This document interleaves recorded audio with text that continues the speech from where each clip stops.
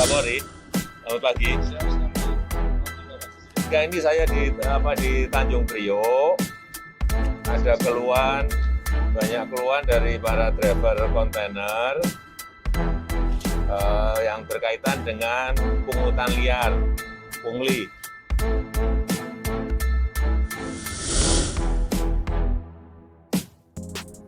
Menyampaikan hasil pengungkapan tim yang kami bentuk untuk melakukan penegakan hukum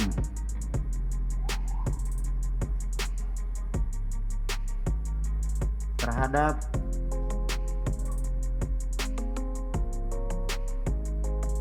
rantai importasi, distribusi barang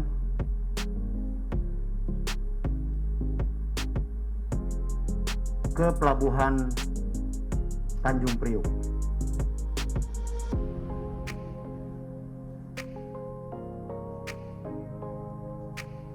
Sebagaimana kita ketahui bersama bahwa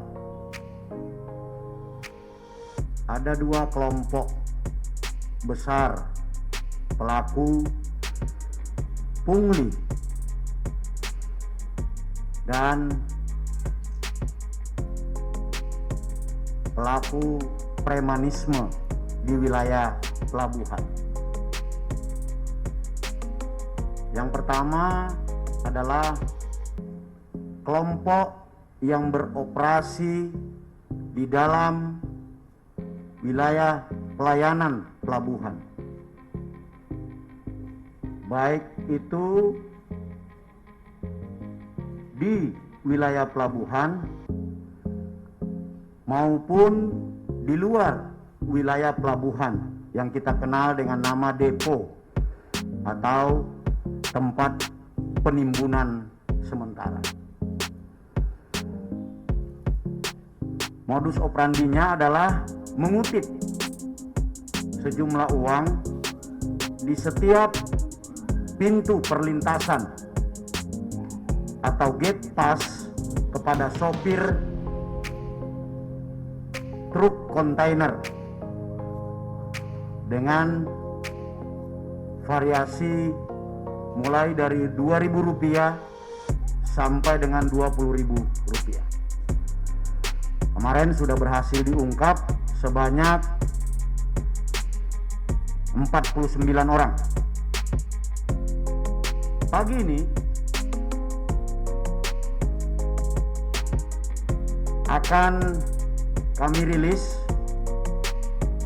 kelompok atau klaster yang bermain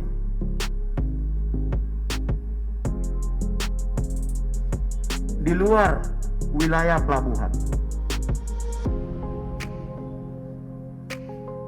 dengan modus operandi seolah-olah mengamankan, tapi sejatinya melakukan pemerasan kepada perusahaan angkutan kontainer dari dan ke pelabuhan Tanjung Priok. Modus operandi yang mereka lakukan adalah dengan memungut uang, menempelkan stiker ke setiap kendaraan.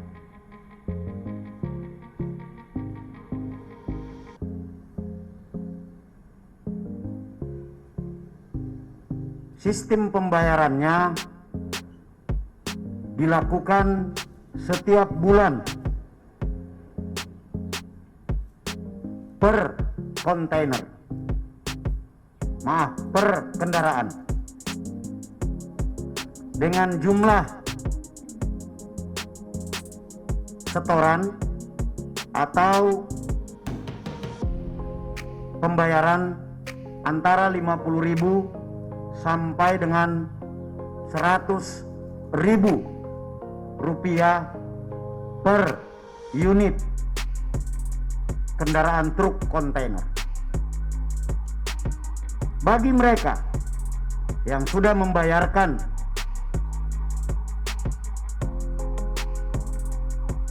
uang dengan dalih untuk pengamanan, maka mereka tidak akan diganggu dalam perjalanan. Itu ditandai dengan menempelkan stiker.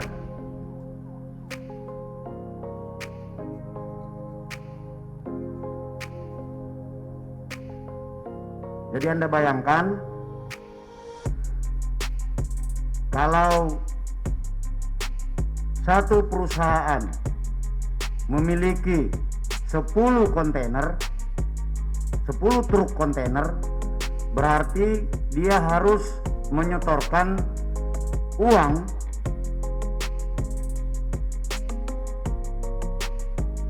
Rp500.000 sampai dengan Rp1.000.000. Ada puluhan bahkan ratusan perusahaan jasa angkutan head truk di wilayah Jabodetabek yang hilir mudik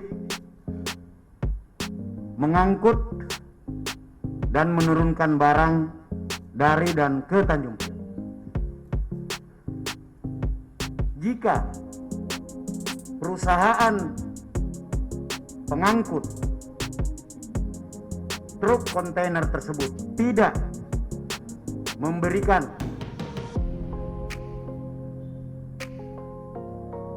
uang, maka akan terjadi gangguan di lapangan dalam bentuk asmoro, dalam bentuk meleng, diembat, pokoknya diganggu, dalam bentuk bajing loncat. Tim penyelidik mendapatkan fakta bahwa ada korelasi antara gangguan yang dialami di jalan oleh sopir truk dengan setoran yang diberikan. Itulah korelasi antara stiker, setoran, dan tindakan pungli dan premanisme yang terjadi. Ini telah berhasil dibongkar. Ada 4 kelompok yang bisa diungkap dengan modus operandi menarik pungli dari masyarakat, dari pengusaha truk, dengan total tersangka ada 24 orang, yaitu dari jasa pengamanan dan pengawalan kelompok bad boy. Kelompok ini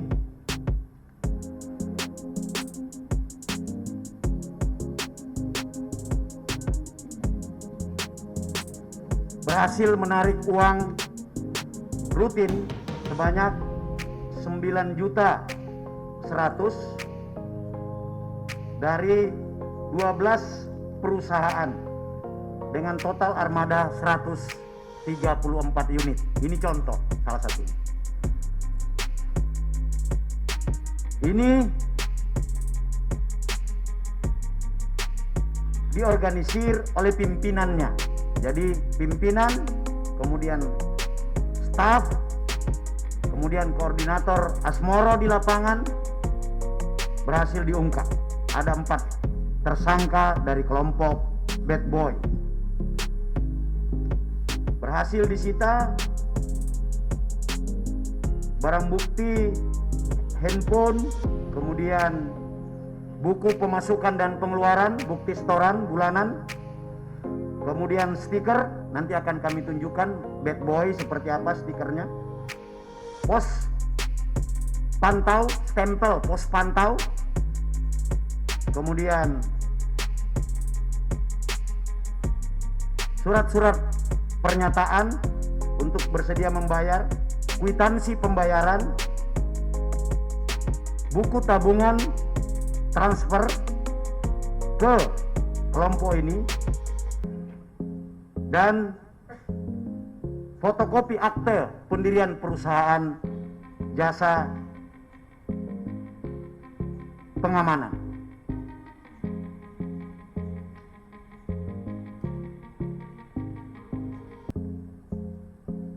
Ini yang ingin saya gambarkan kepada teman-teman semua, bahwa ini adalah sebuah kejahatan terorganisir.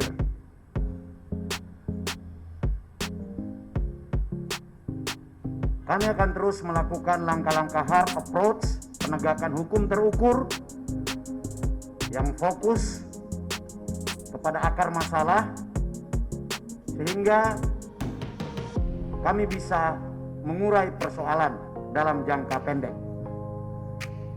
Yang kedua adalah dari kelompok jasa pengamanan dan pengawalan Haluan Jaya Prakasa. Ini berhasil ditangkap 6 orang, mulai dari pimpinannya, kemudian adminnya, kemudian anggota dan koordinator lapangannya, serta kelompok-kelompok koordinator Asmoro dan bajing loncat di lapangan. Dari mereka berhasil disita uang sebanyak 170.349.500 rupiah. Penyidik saya sudah perintahkan untuk melakukan analisis transaksi keuangan dalam beberapa tahun ke belakang untuk mengetahui sudah berapa besar uang pungli dengan modus operandi jasa pengamanan ini yang sudah dinikmati secara tidak sah oleh kelompok pelaku ini. Barang bukti hampir sama dengan yang kelompok bad boy, ada stiker, ada bukti setoran, ada bukti transaksi keluar masuk, ada stempel dan sebagainya.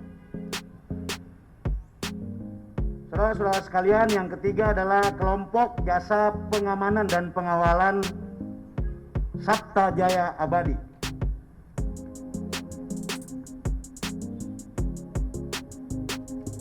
Yang tadi, yang kelompok yang kedua, Haluan Jaya Perkasa, itu menarik uang dari 141 perusahaan jasa angkutan kontainer. Yang ketiga adalah Sabta Jaya Abadi. Dari kelompok ini berhasil ditangkap sebanyak 3 orang, pimpinan dan koordinator lapangan serta bagian administrasi. Kelompok ini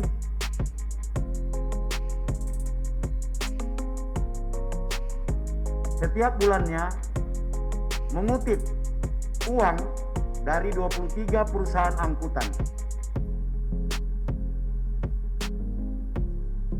yang memiliki armada sebanyak 529 unit.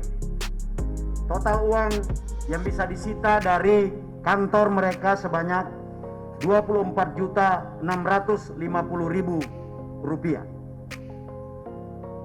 Barang bukti sama, ada stiker, ada bukti setor, ada stempel, ada pakaian seragam dan sebagainya. Dan yang terakhir adalah dari kelompok Tanjung Raya Kemilau atau TRK.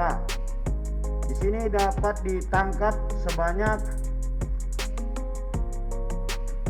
10 pelaku, 10 tersangka. Kelompok ini mengorganisir sebanyak 30 perusahaan angkutan truk kontainer. Sebanyak 809 unit truk. Dengan barang bukti yang disita dalam operasi ini di kelompok ini sebanyak 82.560.000 rupiah. Barang bukti sama, ada stiker, bukti setoran, bukti pembukuan, dan sebagainya. Saudara-saudara sekalian, adapun secara umum dari penjelasan saya tadi bisa digambarkan tentang modus operandi mereka. Yang pertama, mendirikan atau membentuk jasa pengamanan dan pengawalan, baik dengan atau tanpa izin usaha dan tanpa SDM yang memiliki sertifikasi pengamanan. Yang kedua, untuk memuluskan aksinya, kelompok ini menyuruh preman yang disebut dengan Asmoro yang ada di jalan-jalan menuju pelabuhan di wilayah Jakarta Utara melakukan tindakan kriminal seperti merampas handphone, kemudian mencuri, bajing loncat, memeras dengan modus operandi menjual aqua, kemudian dengan harga yang tinggi, serta melakukan pengerusakan.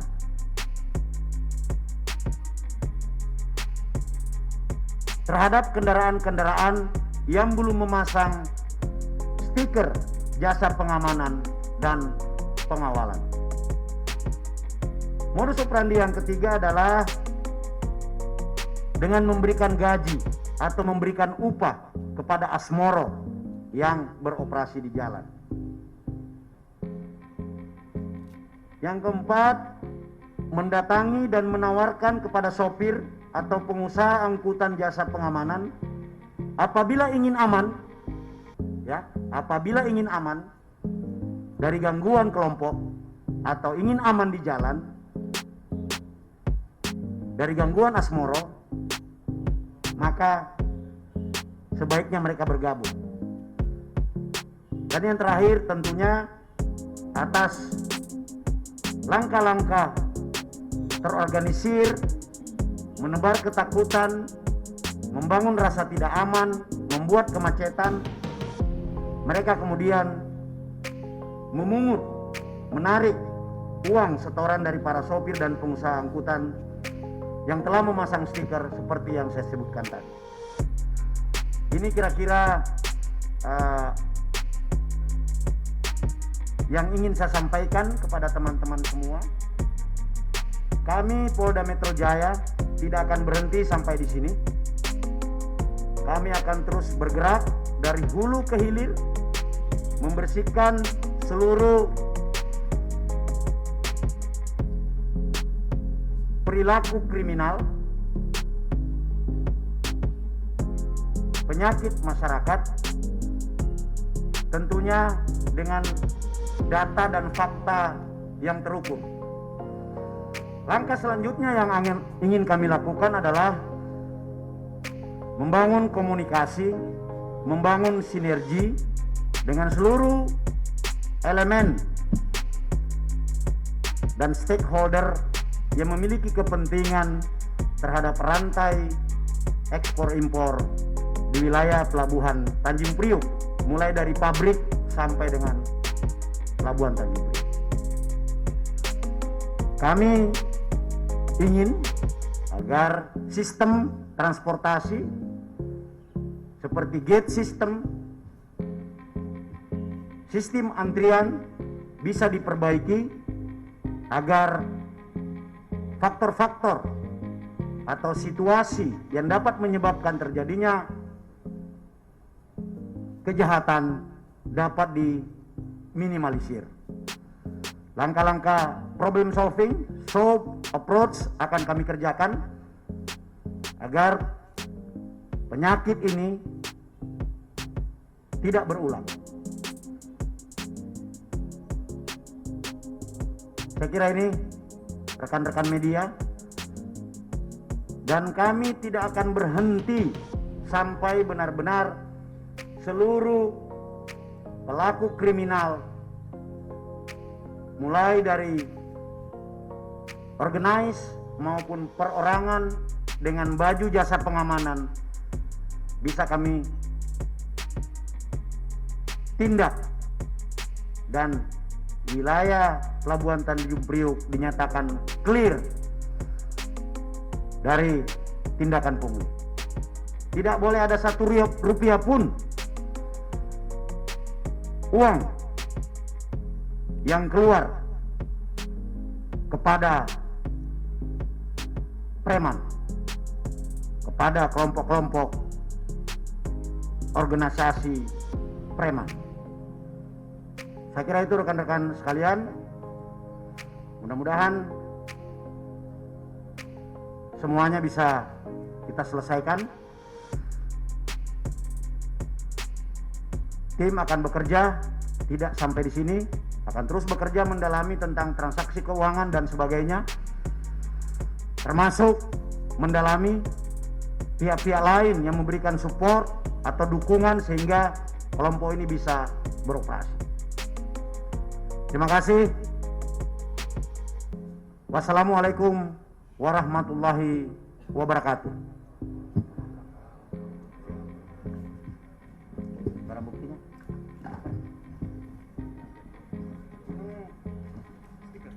Ini stikernya Bad Boy. Ini stempelnya. Ya.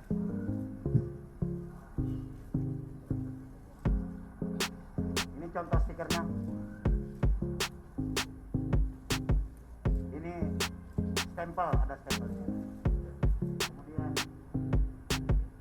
ini petugas lapangannya pakai topi dan sebagainya.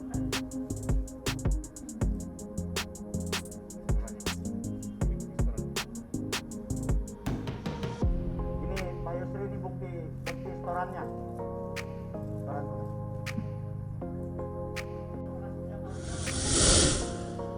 Operasi dari perusahaan ini beragam ya, dan sudah cukup lama. Sudah cukup lama mereka beroperasi. Kemudian dilihat dari banyak tidaknya mereka sudah menggait beberapa perusahaan itu dengan jumlah rupiah yang cukup besar. Jadi itu yang cukup lama. Itu yang pertama. Yang kedua, bukan cuma 4 perusahaan ini saja. Ini badan usaha. Masih banyak lagi, ini masih kita lakukan pengejaran. Saya tambahkan, masih banyak lagi. Sebagai pemberitahuan juga, tolong yang perusahaan itu segera berhenti. Kami kalau tidak kami akan kejar terus sampai tuntas. Ya, oke, silakan.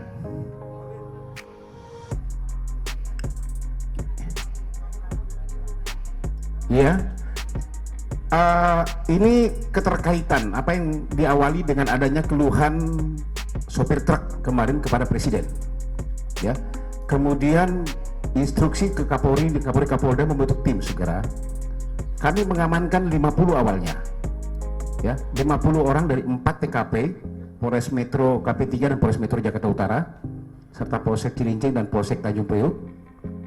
Saya sudah katakan awal, waktu saya konferensi pers awal, bahwa ini baru di permukaan, masih banyak modus-modus lagi yang lain. Salah satu yang diamankan oleh tim Krimum Polda Metro Jaya Jatan Ras ini adalah modus, salah satu modulnya. Jadi pertanyaan, apakah masih ada modus yang lain? Ya, masih kami dalami. Masih ada lagi modus-modus yang lain. Kalau yang kemarin itu modus langsung para pegawainya yang terlibat di klaster kedua, yang Pak Kapolda sampaikan tadi, ya, dengan pungutan 5 pos beragam. Kemudian ada klaster pertama itu yang di luar. Nah, yang di luar inilah salah satunya adalah asmoro para pelaku-pelaku badan usaha ini. Jadi badan usaha ini dibentuk oleh mereka, badan usaha pengamanan dan pengawalan sebenarnya, cuma untuk bisa mendapatkan seperti apa yang dikatakan Pak Kapolda tadi, ya, stiker ini. Tujuannya adalah memasang stiker ini kepada kendaraan-kendaraan truk-truk kontainer. Kalau tidak mau pasang bagaimana? Tadi Pak Kapolda jelaskan, dia gerakan asmoro-asmoro, preman-preman semua ini untuk mengganggu. Baik itu diperas, dirampas barangnya, ya apalagi? Kan banyak kegiatan yang dilakukan supaya perusahaan ini takut. Karena kalau tidak akan dipaksa terus. Kalau takut, nanti dia akan datang ke badan usaha ini untuk membayar per satu kendaraan sesuai yang Pak Kapolda sampai tadi, ada 50.000 per 100.000. Ya, itu modus operandi yang paling utama mereka. Jadi mereka membangun badan usaha ini. Nanti akan dijelaskan secara ini, terinci oleh Pak Dir Krimum. Silakan Mas.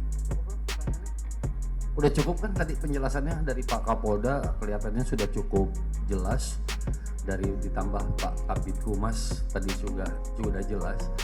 Intinya rekan-rekan, pungli yang ada di wilayah pelabuhan dan sekitarnya setidaknya dibagi menjadi 3 bagian lah. Bagian yang pertama itu adalah pungutan liar yang sudah diamankan cukup banyak dan sudah disampaikan oleh Pak Kabid Humas di Polres Utara dan juga di KP3. Kemudian modus yang kedua adalah berkedok dengan jasa pengamanan. Supaya jasa pengamanan itu laku, maka situasinya harus dibuat tidak aman. Supaya tidak aman, dikerahkanlah para asmoro. Situasinya tidak aman, semua orang butuh akan keamanan. Supaya dia aman, supaya dia lancar, maka harus diganggu dulu. Kalau tidak diganggu dulu, nggak akan datang. Kemudian setelah merasa tidak aman, barulah ada yang menawarkan jasa pengamanan ini. Supaya jelas jasa pengamanan yang sudah bayar sama yang belum, maka diberi tanda. Apa tandanya? Stiker. Ditempatkan di mana? Di mobilnya. Mobil yang sudah terpasang stiker tidak diganggu oleh kelompok yang tadi. Karena sudah secara rutin bayar gitu. Nah, inilah yang kemudian dijadikan sebagai modus dengan nama perusahaan baik berbadan hukum maupun tidak berbadan hukum.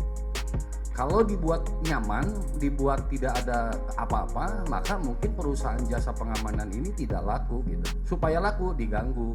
Ada buktinya, ada transfer gaji kepada yang membuat itu tadi. Gitu. Itulah secara singkatnya. Kalau kemarin oleh kami tim itu langsung ditangani di proses sidik lebih lanjut oleh Jakarta Utara dan juga KP3. Saat ini di bagian atasnya yang berkedok sebagai jasa pengamanan ini di proses sidiknya akan ditindaklanjuti oleh Direktorat Kriminal Umum, khususnya di Subdit Jatanras. Kemudian apakah berhenti sampai di sini? Mengacu kepada pernyataannya Pak Kapolda, kita tidak berhenti sampai di sini dan juga Pak Kabid Humas sudah menyampaikan yang melakukan ini bukan hanya 4, masih banyak tadi ya sebutkan Pak Kabid Humas. Kami akan terus melakukan proses penyelidikan dan terus akan melakukan proses penyidikan. Mungkin tambahannya itu Pak Kabid, mohon izin. Ada lagi silakan. Ya.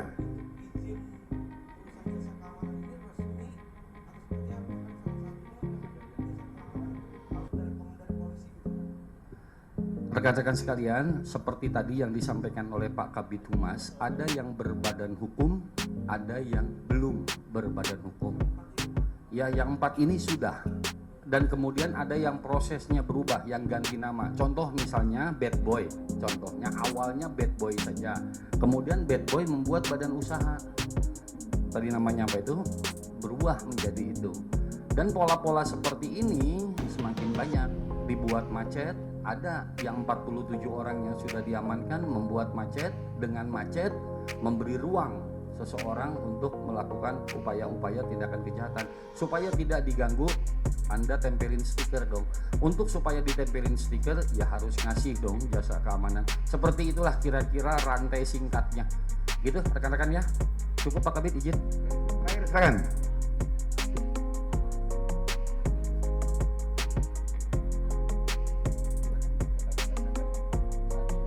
Ya, ada 24 orang tersangka yang diamankan. Memang pada saat kita melakukan penangkapan kita harus dengan protokol kesehatan. Ya, dicek melalui swab antigen. Ada 1 orang teridentifikasi bahwa positif COVID sehingga tidak dihadirkan di sini. Ini sudah kita lakukan isolasi. Oke. Yang lain ada terakhir cukup? Apalagi Mas?